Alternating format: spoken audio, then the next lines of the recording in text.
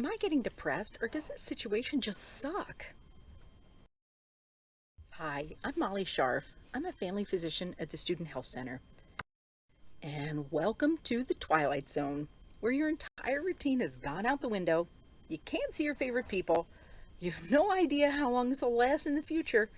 You're not even sure how long it's been going on for so far. Well, a lot of us are here with you, feeling just the same way. We can't come within 6 feet of you, but we're right here with you.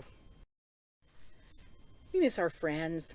Calls and texting and snaps are good, but they're just not the same as being together. We miss our classes. Zoom and emails are good, but are just not the same as in-person instruction. Mealtime and class time are blending together. We aren't going out much. It's hard to even remember what day it is. Let's face it, this is hard. There's a lot to keep track of, a lot to worry about, and work to get done. We're all trying to get through this as best we can. But maybe you're not getting through it all that well. When does a normal struggle turn into a problem you should really get some help with? Maybe it would be helpful to look at the distinct characteristics of depression to know whether you're there or not. Here's a whole list, but whoa, wait, that's a lot. Let's break it down. To meet criteria, you need to have depressed mood or loss of enjoyment in life, plus at least 4 more symptoms we will discuss next, for at least 2 weeks. One really essential thing is that it needs to be affecting your functioning. If you feel awful and have the full list of symptoms but are functioning all right, you do not quite meet criteria. That doesn't mean that nothing is wrong, just that you do not meet the clinical definition of major depressive disorder. You may still need treatment for a different type of depression or a different type of mental health problem. There's also the exclusion criteria, meaning if you feel this way, for example, from lack of sleep or using too much weed or due to side effects of caffeine or medicine, you don't qualify. So that's the basic framework for understanding major depressive disorder. Certain symptoms must be present and must be for at least 2 weeks. It has to cause a problem with some important aspect of your functioning, such as relationships, academic work, or your job. And the issue is not due to use of a drug or medicine, nor is it due to another medical condition. Okay, so what are the symptoms? There are 3 groups. The basic mood symptoms of depression or loss of enjoyment in life, also known as anhedonia, neurovegetative or physical symptoms, and thought distortion symptoms. Here's a list of the physical or neurovegetative symptoms. Depression can really sneak up on you and may affect many parts of your life profoundly. We call these the neurovegetative group of symptoms. If you find that your basic daily functions are way off track, far more or less sleeping or eating than normal, feeling really wired or really sluggish, it may be an indication that you're depressed. Remember, it would be something really out of character for you and would be so bad that it significantly impairs your functioning. But depression doesn't just make you sad.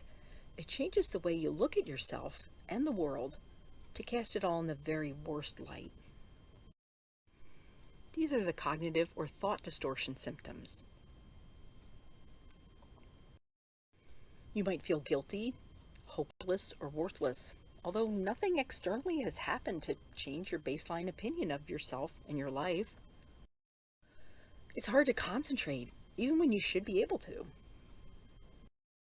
Death can creep into one's thoughts and can range from passively not wanting to live to actively planning or trying to end one's life. Depression is toxic stuff and it can kill you. This is why we take it seriously and need to understand if you're getting to this point or not. If you're getting really down and relate to these symptoms, there are some things you can do. If you're having thoughts of wanting to hurt yourself or end your life, there's help readily at hand. Here's the numbers for the National Suicide Hotline, the Monroe County Mobile Crisis Team, the Emotional Support Line from the New York State Office of Mental Health, and the Crisis Text Line. And your RIT Health and Psychological Services are here for you as well. Counseling and psychological services are available from 8:30 a.m. to 4:30 p.m. Monday through Friday for both urgent and non-urgent matters. For urgent matters after hours, you can call to be connected with a professional counselor. The Student Health Center staff are available 8 a.m. to 4:30 p.m. Monday through Friday. We also have a nurse on call at this number after hours. Maybe you're not to that point of urgency, but you need to do something. What can you do on your own? Start with behavioral activation, which is basically doing the healthy things that lift us up. Exercise. The endorphins your body releases during aerobic exercise can give euphoria and lessen pain for hours afterward. Doing it regularly is more important than what type or how long. Even a little bit helps. Getting enough sleep helps keep depression at bay. You need at least 7 to 9 hours. Make a schedule and stick to it. Being well rested helps you cope with stress and keeps you resilient. Get outdoors. It takes you away from stress. It unburdens your troubled mind by lessening unpleasant stimuli. And fresh air is just invigorating. Now, let's take a careful look at your habits. Eating. Have you fallen into comfort eating, or are you forgetting to eat? Caffeine. It feels great in the short term, but often we crash later. It can make you irritable too. Online overtime. Leave the screen behind for a while to regain your physical and emotional balance. These basics help all types of blues, whether severe or mild. Give these a week or so to see if they make a difference. If they seem to help, you're on your way to improving. Keep it up. Consistency matters. What you do next depends on whether you're feeling mostly better or if you are really just stalled and are still miserable. Check out the CAPS website to understand the services being offered and some excellent self-help resources. Your counseling center and student health center are ready to help. Mental health services adapt really well to teleconferencing.